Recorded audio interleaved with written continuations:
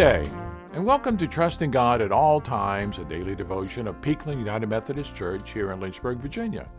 I'm John Vest. I'm the pastor here at the church. There's an old saying that goes, "What's down in the well will come up in the bucket." That's true for both country folk and we Christians.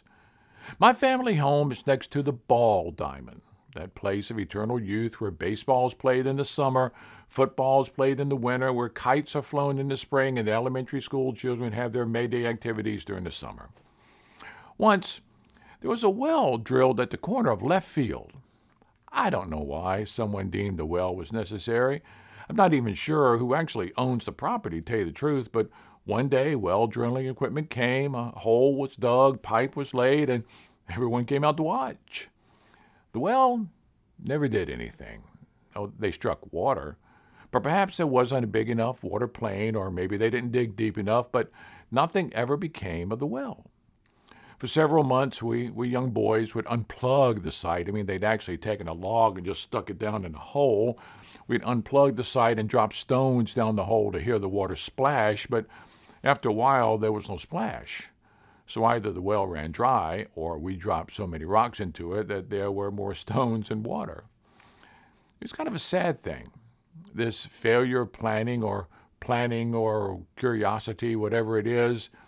If a bucket, think about this, if a bucket were dropped into the wellspring of your soul, what would be brought to the surface? What do you think? Clean water? Dirty water?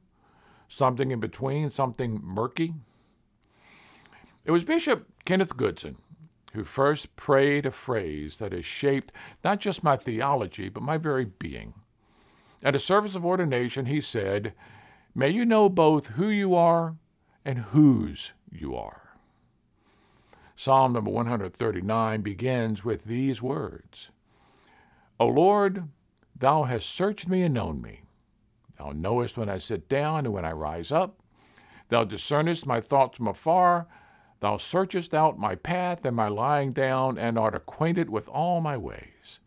Even before a word is on my tongue, lo, O Lord, thou knowest it altogether. Thou dost beset me behind and before, and layest thy hand upon me. Such knowledge is too wonderful for me. It is high, I cannot attain it. Whither shall I go from thy spirit? Or whither shall I flee from thy presence? If I ascend to heaven, you're there. If I make my bed in hell, you're there. If I take the wings of the morning and dwell in the uttermost parts of the sea, even there thy hand shall lead me, and thy right hand shall hold me. If I say, let only darkness cover me, and the light about me be night, even the darkness is not dark to thee. The night is bright as the day, for darkness is as light with thee." Friend, if you don't like what's been coming up in the bucket, may I suggest you use a heavier bucket, because you just may not be dipping deep enough.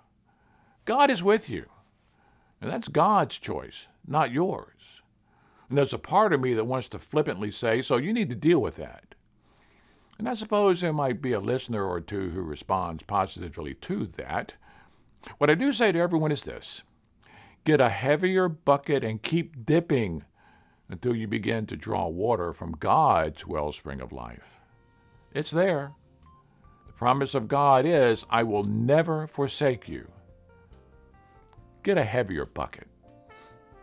So let it be. Amen.